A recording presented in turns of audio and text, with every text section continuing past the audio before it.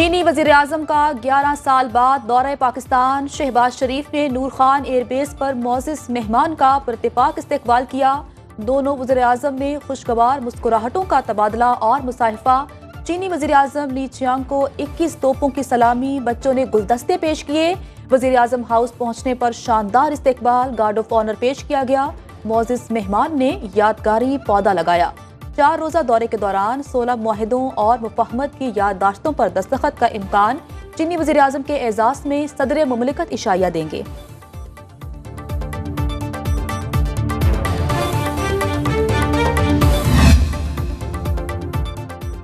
پاک چین دوستی مثال بن چکی، یہاں آ کر بہت خوشی ہوئی۔ چین کے وزیراعظم لی چیانگ کا دورہ پاکستان پر پیغام، کہتے ہیں پاکستانی عوام کی دوستی، مہمان نوازی اور پروٹوکول نے متاثر کیا۔ دونوں ممالک نے 70 سال سے ایک دوسرے کے ساتھ دوستی نبھائی۔ چین کے عوام پاکستان کو بہت پسند کرتے ہیں۔ پاکستان چین کا ہر معاملے پر ساتھ دینے والا آہنی بھائی ہے۔ دونوں ممالک نے ہمیشہ ایک دوسرے کی حمایت کی۔ پاکستان ابھرتی ہوئی منڈی اور بڑا مسلم ملک ہے۔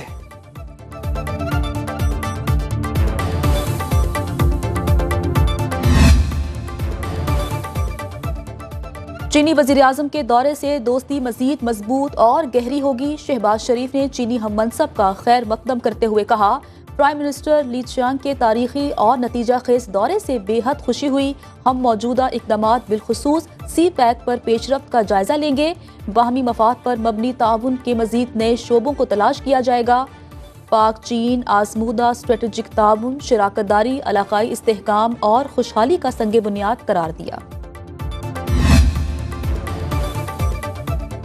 چین کے وزیراعظم لی چیانگ کی army chief general Asim Munir سے ملاقات۔ سپہ سالار نے معزز مہمان کا پرتپاک استقبال کیا۔ ISPR کے مطابق چینی وزیراعظم نے بڑی گرم جوشی سے آرمی چیف سے مصافحہ کیا۔ باہمی دلچسپی کے دو طرفہ امور پر بات چیت۔ اسلام آباد میں شنگھائی تعاون تنظیم کے سربراہی اجلاس کی تیاریاں مکمل۔ SCO کا 2 روزہ اجلاس کل سے شروع ہوگا۔ غیر ملکی مہمانوں کی آمد کا سلسلہ جاری۔ روس سے 76 رکنی اور بھارت سے 4 رکنی وفد اسلام آباد پہنچ گیا۔ چین، روس، بیلاروس، قازقستان، کرغزستان، تاجکستان اور ازبکستان کے وزراءاعظم کانفرنس میں اپنے ملکوں کی نمائندگی کریں گے۔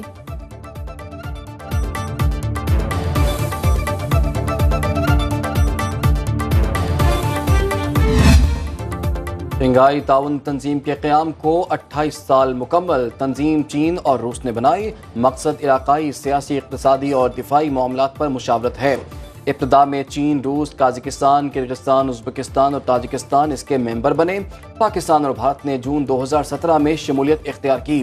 تنظیم کے مستقل اراکین کی تعداد 10 ہے۔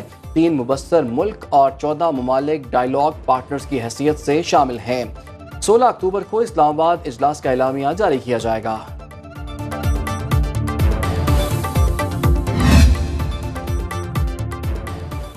آپ چاہتے ہیں کہ عامر کو آئین بدلنے کی اجازت دینے والی عدالت میں ہم بس می لاٹ کہیں؟ ایسا نہیں ہو سکتا۔ پیپلز پارٹی میثاق جمہوریت کے وعدوں پر سمجھوتے کے لیے تیار نہیں۔ بلاول بھٹو کا سندھ میں بے نظیر ہاری کارڈ کے اجرا کی تقریب سے خطاب۔ آئینی عدالت میں وفاقی اکائیوں کے معاملات حل ہوں گے۔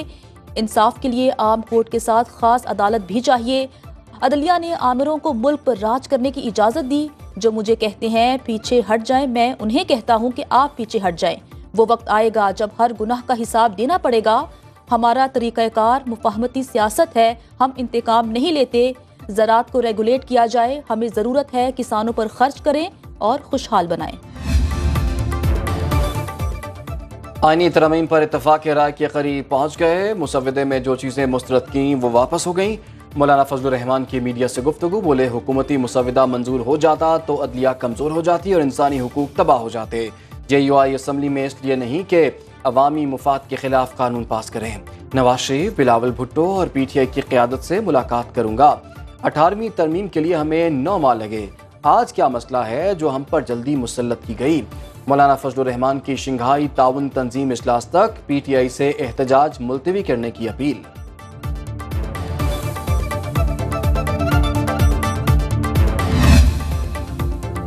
ANP نے پارلیمنٹ کی خصوصی کمیٹی میں اپنا مسودہ پیش کر دیا۔ سیاسی جماعتوں کے مسودوں پر کمیٹی نے جائزہ لینا شروع کر دیا۔ پاکستان تحریک انصاف کے چیئرمین بیرسٹر گوہر، اپوزیشن لیڈر عمر ایوب کی بھی اجلاس میں شرکت۔ نائب وزیر اعظم اسحاق ڈار نے کہا، آئینی ترامیم سے متعلق مسودوں کا جائزہ پارلیمانی کمیٹی لے، ذیلی کمیٹی کا اجلاس نہیں ہو سکا۔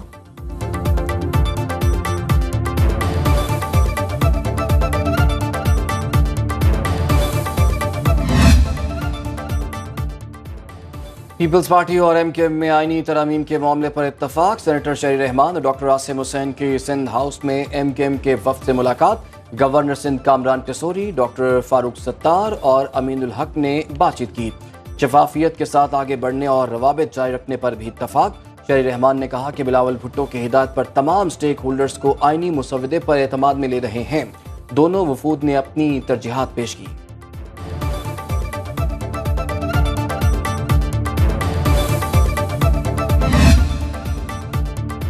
جماعت اسلامی کا اگلے چیف جسٹس کی حلف برداری تک آئینی ترمیم مؤخر کرنے کا مطالبہ۔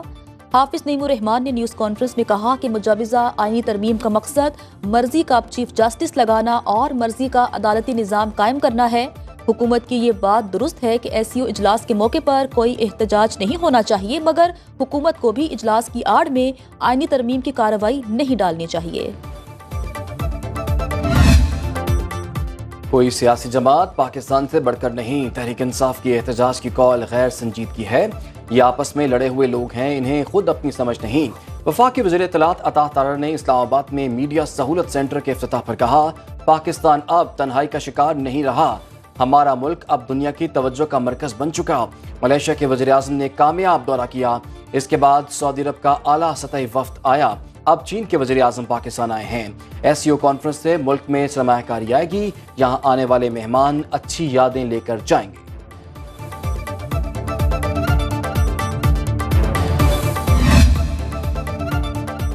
وفاقی وزیر داخلہ کی بانی پاکستان تحریک انصاف سے ملاقات کرانے کی درخواست کا جائزہ لینے کی یقین دہانی۔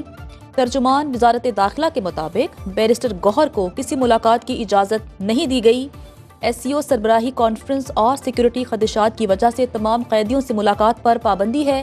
کسی ایک قیدی کو ملاقات کی اجازت دینا دوہرے معیار کے زمرے میں آئے گا۔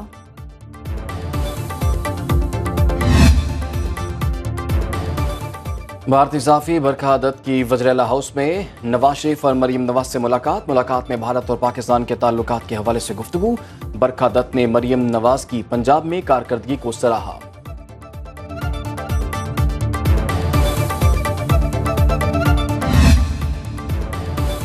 پی آئی اے کا ایک اور فضائی میزبان کینیڈا میں سلپ ہو گیا۔ محسن رضا نامی کیبن کرو نے ٹورانٹو سے واپس پاکستان پہنچنا تھا، لیکن اس نے کراچی جانے والی پرواز کے لیے ڈیوٹی پر رپورٹ نہیں کیا۔ پی آئی اے انتظامیہ نے تحقیقات کا آغاز کر دیا۔ ترجمان پی آئی اے کے مطابق ایئر لائن قوانین کے تحت کرو کو ملازمت سے برخاست بھی کیا جا سکتا ہے۔